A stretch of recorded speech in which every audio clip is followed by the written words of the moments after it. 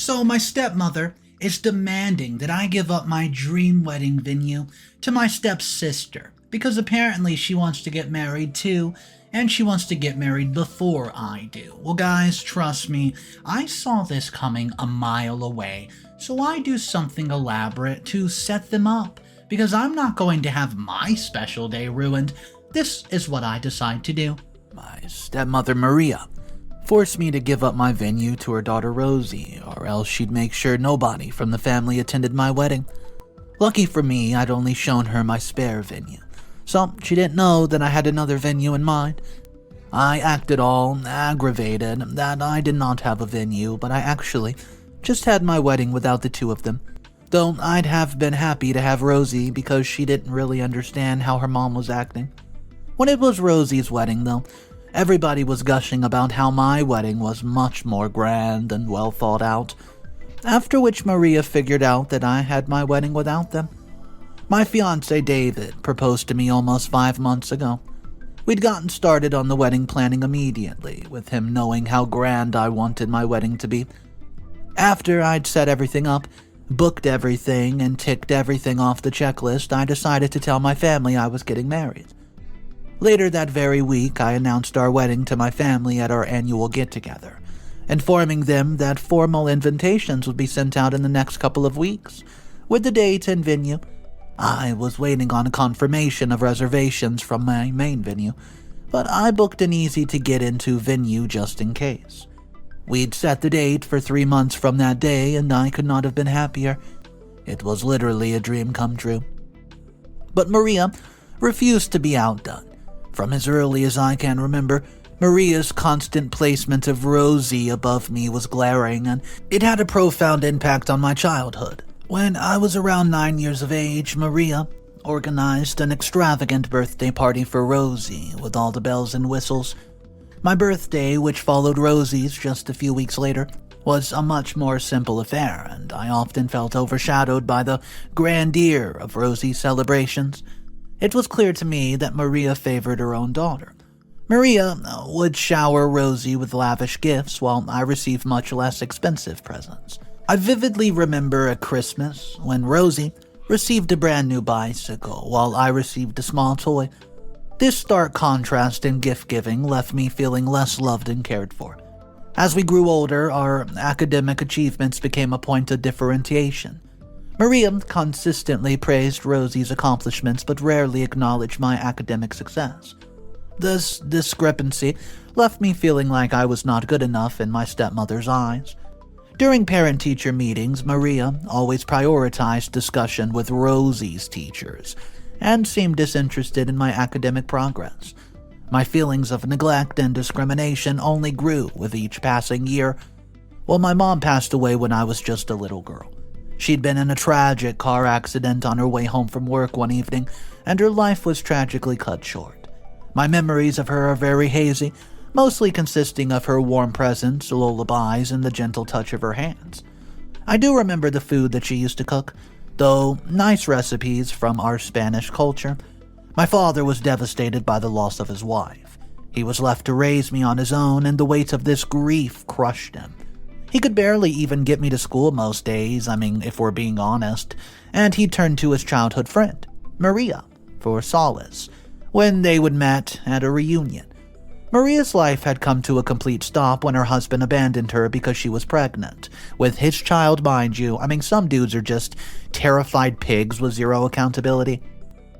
It was a painful experience, and she was left to raise her unborn child alone. In the darkest moments, Dad had been there to offer support and comfort, and he'd always cared for Maria and felt a sense of responsibility towards her. Given their history of friendship and mutual trust, seeing Maria in such a vulnerable state, Dad made the decision to take her in and raise her child as his own. He married Maria, not out of duty, but also out of genuine affection. I think the fear of having Rosie be abandoned just like her ex-husband did is this deep-rooted insecurity that she's been acting out on all these years. Maria's so scared that he'll love Rosie less that she's been trying to overcompensate and take away my things to give to Rosie. That's no excuse, obviously. I understand, but I refuse to sympathize. I get it all now, but I'll never ever forgive her for the trauma she gave me as a damn child. Whenever a disagreement or mishap occurred between us stepsisters, Maria often took Rosie's side without considering my perspective. Even when it wasn't my fault, I was the one who faced the consequences. The unfair treatment made me feel like I was always in the wrong. I noticed that Rosie received special treatment in daily household matters as well. For example, Maria would prepare Rosie's favorite meals, but rarely considered my preference. This made me feel like an outsider in my own home, and during family gatherings, Maria would just proudly introduce Rosie to relatives and friends, but often neglected to mention me. This really hurt me, because as a little girl who lost her mother, I felt invisible and unacknowledged. When I was around 8 years old, there was a particular incident from my childhood that's still pretty vivid in my memory. One that I could use to perfectly illustrate to y'all, fellow people, Maria's favoritism towards Rosie and her tendency to be excessively critical of me. It was a summertime and my family had planned to attend a family gathering at a barbecue. Like most kids my age, I was excited about the event and wanted to look my best. I'd saved up some of my allowance and decided to buy a new dress for the occasion. My intention was to feel confident and enjoy the day with my family. At the store, I found a lovely summer dress that I thought would be perfect for the gathering. It was colorful, with a playful pattern, and it made me feel genuinely happy. I purchased it with the money that I saved, excited about how I'd look in it. Little did I know that my choice of dress would lead to a whole huge nightmare of an incident with Maria that I would never forget. As I proudly entered the house wearing my new dress, I was met with a mix of reactions from my family. Some relatives complimented me on my choice, while others seemed a bit surprised. It wasn't long before Maria's critical eye zeroed in on my outfit. She took one look at me and immediately scolded me, accusing me of trying to copy Rosie.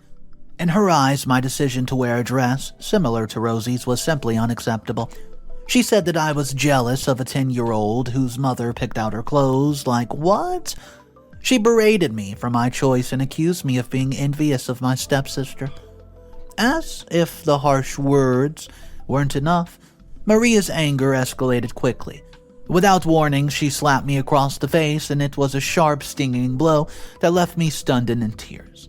I felt humiliated and unjustly treated, and I could not understand why Maria was so quick to resort to such violence.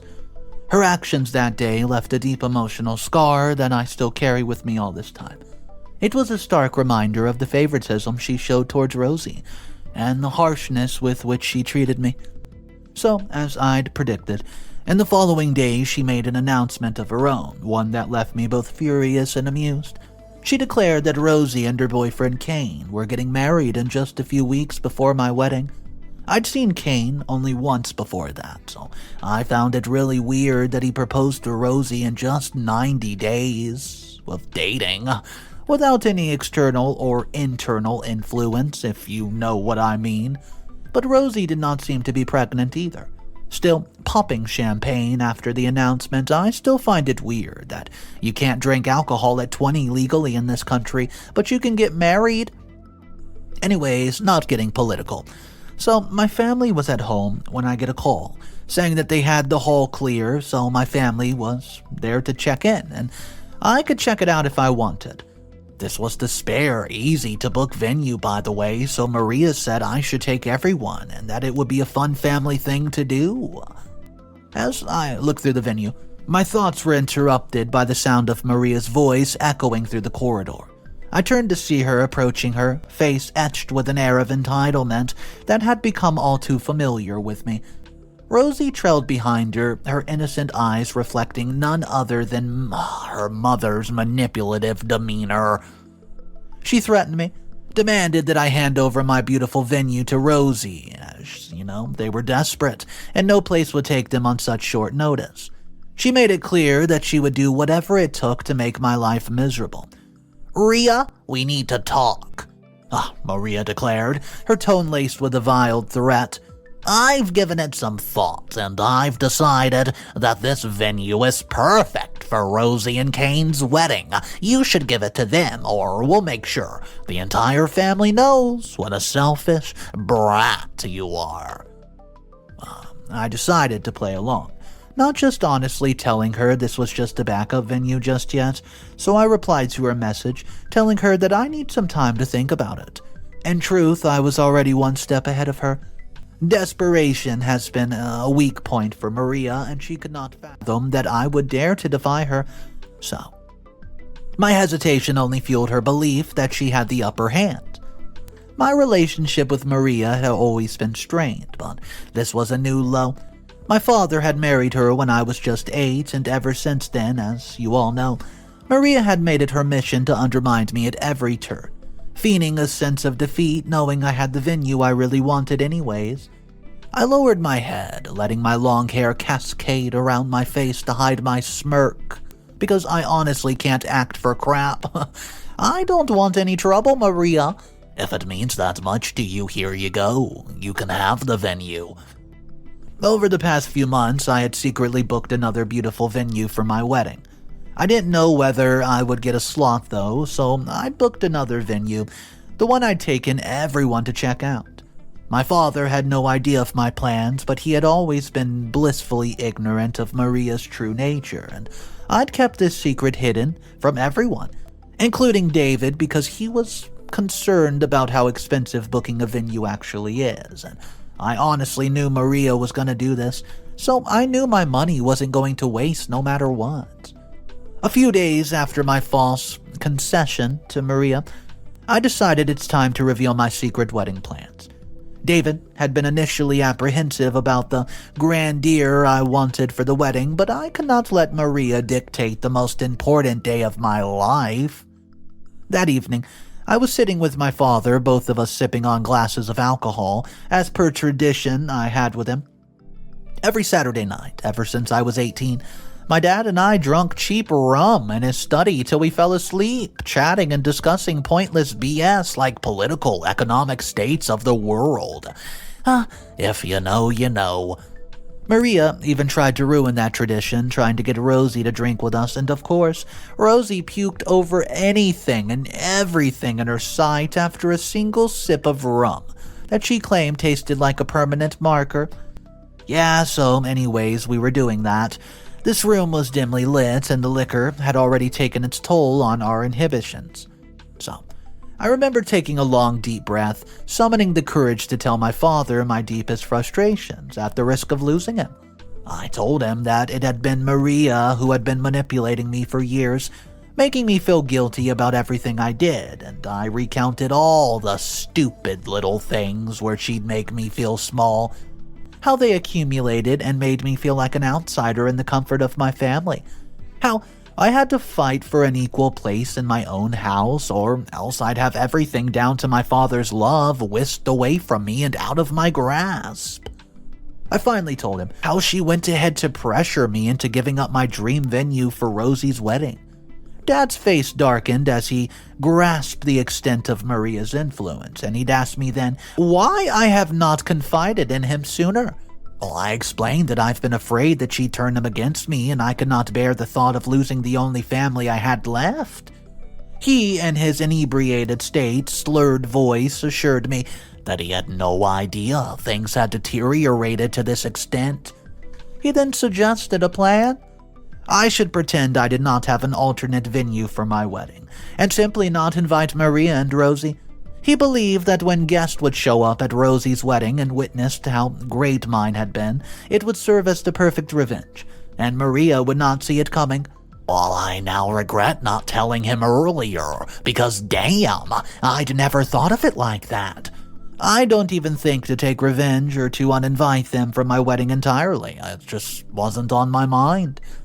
In the weeks that followed, I continued to play my part, pretending to be torn over whether to give up my venue to Rosie or David, fully aware of my secret plan, just played along, offering his support while we secretly finalized the details for our wedding at the second venue. I sent out my wedding cards to my closest family and friends because I wanted a small, intimate wedding, and I'd informed my family on my father's side that I was not inviting Maria, and that they should avoid discussing anything with her. So, David finally came around and understood why I booked 2 venues and was honestly impressed by my ability to predict people's behavior. I mean, duh, I'm a lawyer. I do this manipulative crap for a living and earn hella money. A week later, the day of our wedding arrived and David and I stood together in a hidden alcove at the stunning venue, watching as our guests began to arrive. The look of surprise and awe on their faces as they took in the beauty of the place was priceless. I could see the satisfaction written on David's eyes as he squeezed my hand. "Ah, you did it, Riya. You pulled it off, girl." The ceremony was a magical affair with the golden sunset casting a warm glow over the venue. Our vows were heartfelt and we exchanged rings, and I knew we were sealing a promise to support and love each other unconditionally. The reception that followed was a celebration of love and triumph, and the guests could not stop talking about the venue and how breathtaking everything truly was. We danced, we laughed, we celebrated late into the night, and the food, oh man, the food was good. The location was good. The vibes were immaculate. Maria and Rosie were obviously not there, but their absence was proof that my planning works. I'm a girl boss, and it was a massive testament to success of my plan. They had no idea that our wedding was even taking place, let alone the grandeur of the venue we had secured. As the evening came to a close, I could not have been happier. I'd finally taken control of my own destiny and had a loving partner by my side. Well, David and I left the venue hand in hand, ready to embark on our life together. Free from the manipulation of the past, and we decided to postpone our honeymoon to Christmas so that we'd have to go to a nice warm place in the winter and have a reason to ditch his family Christmas dinner. He doesn't really get along with his parents, by the way.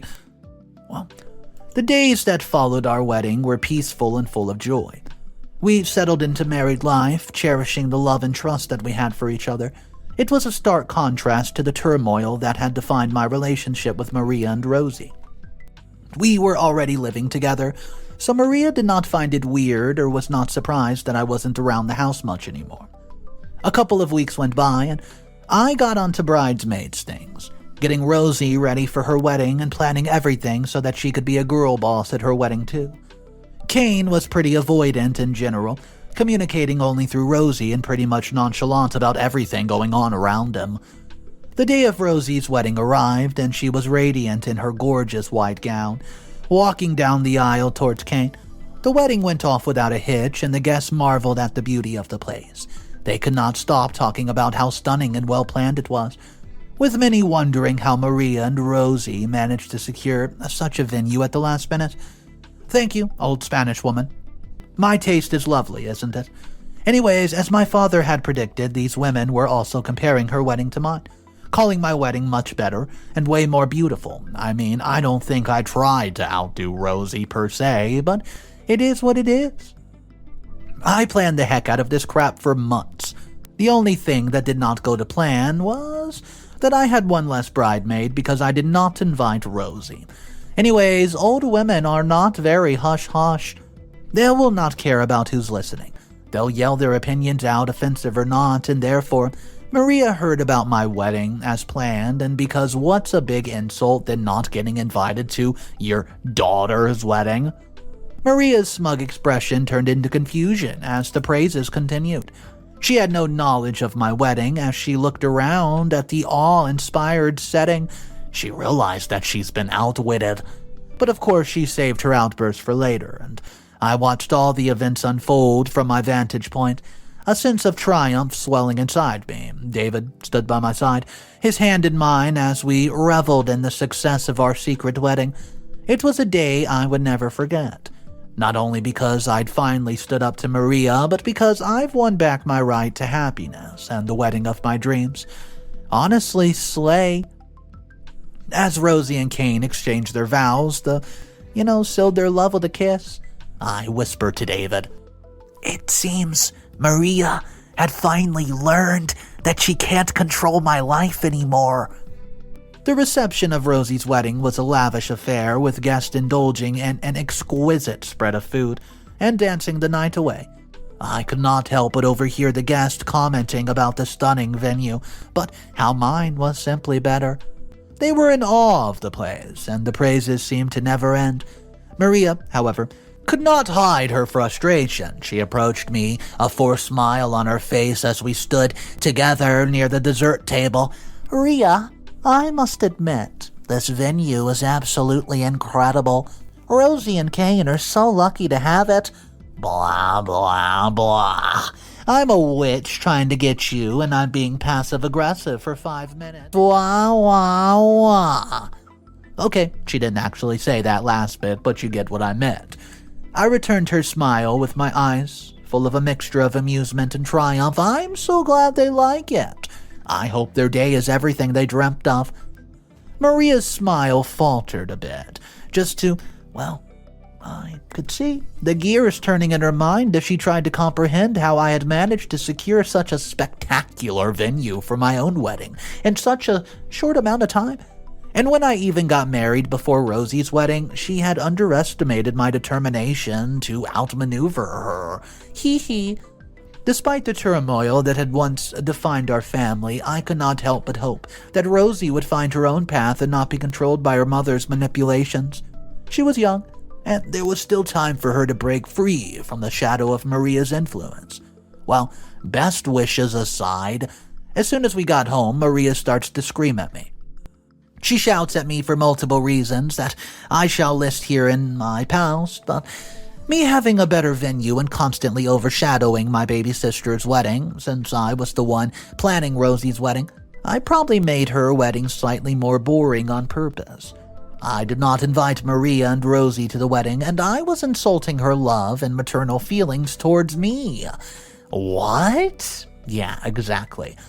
That I was stealing her husband from her and making her look bad at the entire community. And finally, that I got more than I deserved and that karma would hit me and give Rosie a life 10 times better than mine. Admittedly, I did lose it when she went off on my father. I yanked her out of my father's study and told her that if she did not want to jeopardize her relationship with my dad, she needed to shut the hell up and get her act together now, get it straight. That this screaming was not helping her case at all, and that she needed to reanalyze her entire life choices.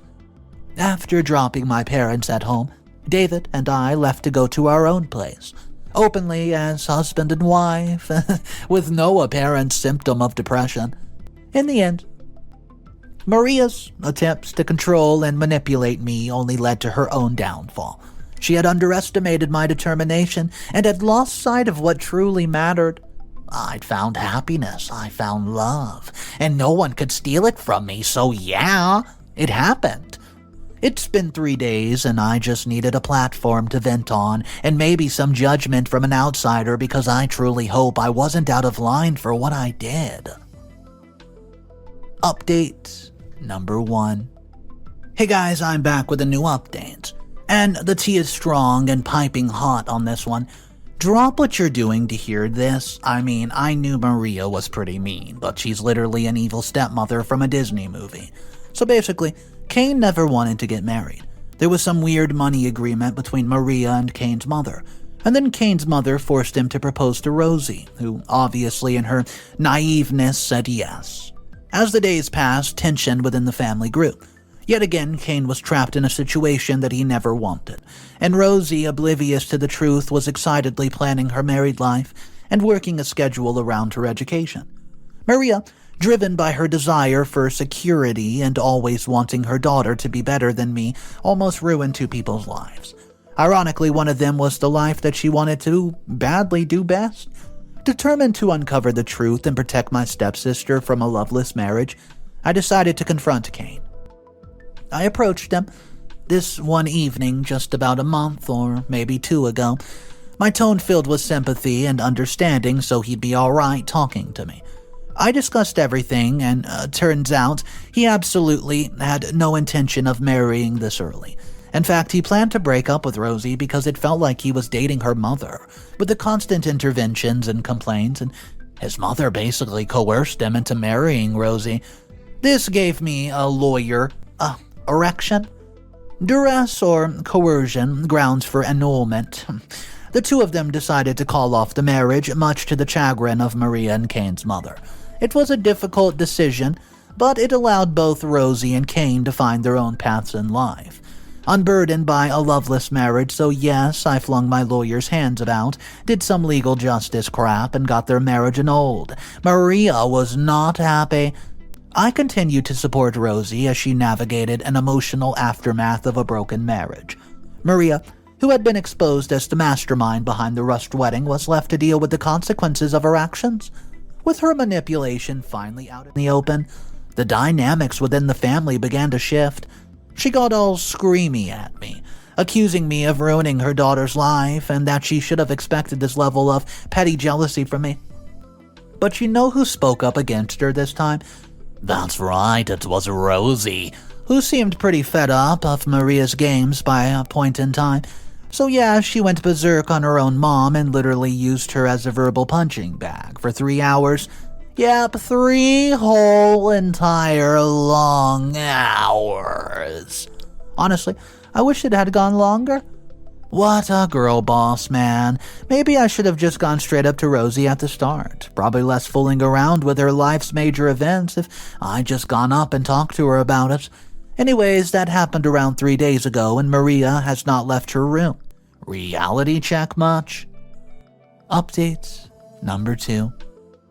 Hello people, update, I am with child. Yep, drop the congratulations into comments. I'm literally so happy right now you have no clue. Also, Rosie and Kane are actually dating again, and this time Maria's completely out of it. She's not involved in anything, and Rosie has made sure to keep her love life very, very far from her mother. Rosie apologized to me, and I think this whole wedding thing really woke her up about the disparity in the treatment of her and me. Kane and I are getting along pretty well, and he and David are practically besties now. It's super weird, but now I feel like I actually have a sister, like a real sibling. We're working through it, and slowly, steadily. I also apologize to Rosie for messing up her wedding and just, I don't know, playing around with one of the most important milestones in her entire life. She shrugged it off and said I should have been apologizing for not inviting her to my wedding, and that her wedding was bomb anyways. Hey guys, I'd say, a win is considered a win, though it was somewhat deceitful. Maria, though, guys, I'll share with you, she has breast cancer. Yeah, it does suck. No matter what she's pulled against me, I'm with her throughout it. Cancer sucks, and we all gotta stand in solidarity with her, am I right? I've been talking to her doctor, and things are not looking up, to be honest. It was detected pretty late, and she's pretty old, so, yeah. I gotta say, for the girlies and guys, breast cancer can happen to anybody regardless of gender. Please perform self-examinations all the time, and go for checkups twice a year. Early detection will save your life. Yeah, that's all, guys. Thank you. Update number 3. Hey guys, I wasn't going to update, but I come with extremely sad news. Just kidding! Maria's cancer-free, and her personality's honestly done a complete 180. We're cool now. I mean, I'm not forgetting what she did, but I'm finally forgiving. Dad's happier than ever at the sight of the two of us getting along. She's really helped me through my pregnancy while I got her through radiation therapy and eventual mastectomy. Rosie and Kane are getting married. Again. And this time I'm staying out of it. I mean, I've got a lot on my plate and I have a beautiful son now. And David is thinking that we should move for this great job opportunity that he's landed. Also, some of the comments saying y'all hope Maria dies are downright shameful. Go touch grass outside. It's not funny to wish death upon anybody, especially a random stranger you don't even know. The curse did not work anyways, but whatever. This is probably my last update as my husband found my post and he keeps making fun of my stupid rant. I'm logging off. See you later. Okay, well, honestly, I didn't see it coming at the end of the story when Maria and OP are kind of rekindling their relationship together, getting back together, and just having a complete 180-degree turn in the way that everybody was behaving. I didn't really see that coming. I thought OP and Maria were doomed for eternity. Let me know your thoughts about this story, what you would have done if you find yourself in OP's position. Go ahead and drop your comments downstairs in our comment section. And if you guys are new to the channel, this is Mr. Reddito's channel, and every single story is animated and narrated about drama stories, which can include mother-in-law stories like today, wedding fiascos like today, or many other stories that involve a lot of drama. So if you want to be a part of these daily videos, all you have to do is click that subscribe button. Guys, thank you once again for joining me. I'll see you tomorrow, and just remember, it's cool to be kind. Peace.